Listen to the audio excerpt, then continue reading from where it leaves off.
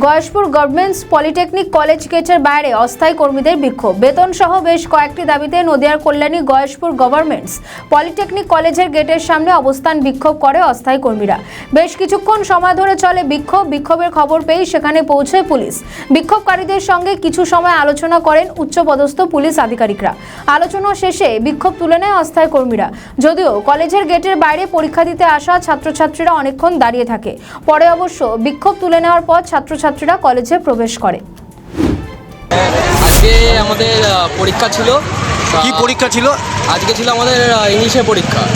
27 তারিখ থেকে আমাদের পরীক্ষা স্টার্ট হয়েছে। আজকে হঠাৎ করে আমরা যখন কলেজে আসলাম তখন দেখছি যে এখানে কত গ্রুপ ডি স্টাফরা ছিল, তারা কোনো কারণে ধর্নায় দিয়েছে। তারা মনে ন্যায্য বেতন পায়নি বলে একটা ধর্না দিচ্ছে।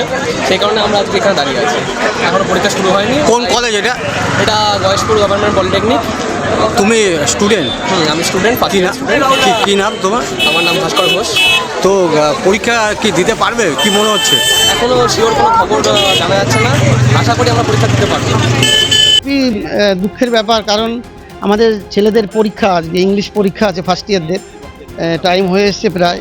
আর আমাদের যে স্টাফরা আর কি, এজেন্সি স্টাফ, ডাইরেক্ট গভর্নমেন্ট নয়, এজেন্সির মাধ্যমে নিয়োগ করা হয়েছে গ্রুপ ডি। এরা 2018 সাল থেকে কাজ করছে। তা এরা এমনি ইম্পর্টেন্ট কাজ করে, 3-4 মাস স্যালারি পাচ্ছে না। তবে আমি প্রতিনিয়ত গভর্নমেন্টের সঙ্গে যোগাযোগ রেখে চলেছি। আমি এইমাত্র ডাইরেক্টর স্যারকে ফোন করলাম, উনি বললেন যে ওদের ফাইলটা অ্যাপ্রুভাল হয়ে গেছে। আর নতুন একটা এজেন্সি দায়িত্ব পেয়েছে, সেটার ওদের লেটার অফ অ্যাকসেপ্টেন্স ওরা দিয়ে দিয়েছে আর কি।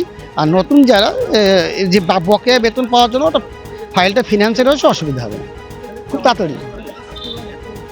না এক্ষুনি ঢুকবে। আমরা সবাই রিকোয়েস্ট করবো, প্রশাসনকে ডাকা হয়েছে, প্রশাসন এসছে, দেখা যাক। আমার নাম মিস্টার অরবিন্দ মণ্ডল, আমি principal in charge Gayeshpur government polytechnic. কি করবো স্যার, আমরা তো প্রত্যেক দিন আমাদের কাজ আমরা ঠিকঠাক করছি। প্রত্যেক দিন 4 মাস হয়ে গেল আমাদের কোনো বেতন নেই। পরীক্ষা চলছে, আমাদের দাবিটাও তো ন্যায্য।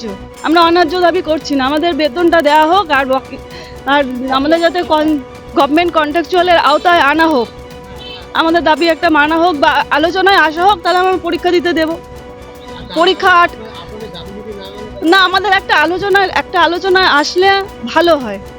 আর একটা আলোচনা যদি আসুক ভালো হয়। আমরা কারোর ক্ষতি করতে চাই না। হ্যাঁ, বহুবার জানানো হয়েছে, তিনি উপরে জানিয়েছেন।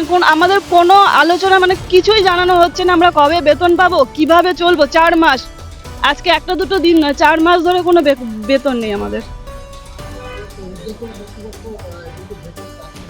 ওই খালি খবর আসছে, হবে হবে হবে, তোদের কাজটা হবে বা তোদের বেতন হবে। এই 4 মাস 5 মাস রানিং হতে যাচ্ছে। আমাদের এই বকেয়া বেতনের দাবি, আর আমাদের যেন গভর্নমেন্ট কন্ট্রাকচুয়ালের আন্ডারে করা হোক, এই আমরা যতজন আছি গ্রুপ ডি, সেই দাবিতে। আমাদের যতক্ষণ আর আলোচনা একটা আলোচনায় না আসছে, ততক্ষণ আমরা চলবে। থাকতে বাধ্য, কর্তৃপক্ষ যদি মনে করে যে স্টুডেন্ট বাইরে থাকবে, তাহলে থাকবে। এটা Gayeshpur government polytechnic college, Pinki Sarkar. হ্যাঁ, আমাদের আন্দোলন হচ্ছে আজকে 4 মাস ধরে আমাদের কোনো বেতন নেই। এটা কোনো সরকারি দিক থেকে কোনো নোটিশ দেয়নি আমাদেরকে যে বেতন হচ্ছে না। আমাদের কাজটা আছে কিনা সেটাও বুঝতে পারছি না। আমরা কাজে আসছি, কাজকর্ম ঠিকঠাক করে কলেজে করছি, চলে যাচ্ছি, কিন্তু আমাদের যে কিছু বেতনটা কবে হবে কি হবে না সেটা নিয়ে কোনো রকম পরিষ্কারভাবে কিছু সরকার বলছে না। তো আমাদের কোনো নোটিশ নেই নিজেদের কাছে। তো সেই ব্যাপারে আমরা আজকে কলেজের গেটটাকে অবরোধ করেছি, যাতে আমাদের স্যালারিটা, বকেয়া স্যালারিটা ঠিকঠাক করে দেয়। এবং আমরা 9 বছরের ধরে কোনো 1 টাকা স্যালারি বৃদ্ধি করতে পারিনি। সরকার কোনো আমাদের বেতন বৃদ্ধির ব্যাপারে কোনো কথা বলেনি। 1 টাকা আমাদের স্যালারি বাড়েনি। 9 বছর ধরে আমরা 1ই টাকা স্যালারিতে কাজ করছি। তো আমাদের গভর্নমেন্ট কন্ট্রাকচুয়ালে আন্ডারে আনা হোক। দীর্ঘদিন ধরে আমরা কোয়ালিফাইড হওয়া সত্ত্বেও এখানে কাজ করছি।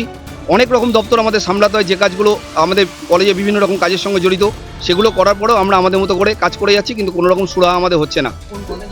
এটা গয়েশপুর গভর্নমেন্ট পলিটেকনিক কলেজ। আমরা পশ্চিমবাংলায় 230 জন স্টাফ আছি, কিন্তু আমরা এই কলেজে 10 জন আছি। আর বাদবাকি কলেজগুলো ওয়েস্ট বেঙ্গলে বিভিন্ন প্রান্তে বিভিন্ন স্টাফরা খুব কষ্টের মধ্যেই আছে। তাদের পরিবারের মানুষজন ঠিকমতো করে চলতে পারছেন না। তাদের বাচ্চা আছে, বয়স্ক অভিভাবক আছে, বাবা মা আছে, তাদেরকে নিয়ে কীভাবে চলবে, তারা খুব সমস্যার মধ্যেই আছে। আমরা অস্থায়ী কোনো এজেন্সি গ্রুপ ডি আন্ডারে কাজ করি, কিন্তু আমাদের কোনো স্থায়ীকরণে কোনো সমস্যার সমাধান করছে না সরকার। এই আন্দোলনটা মানবিক মুখ্যমন্ত্রীর কাছে আমরা আবেদন পৌঁছাতে যাই যে আমরা খুব কষ্টের মধ্যে আছি, আপনি এই ব্যাপারটা দেখুন। আমাদের ভিডিও ভালো লাগলে লাইক ও শেয়ার করুন, কমেন্ট সেকশনে আপনাদের মতামত জানান। আরও ভিডিও পেতে আমাদের চ্যানেলটিকে সাবস্ক্রাইব করুন এবং প্রতি মুহূর্তে খবরের আপডেট পেতে প্রেস করুন বেল আইকন।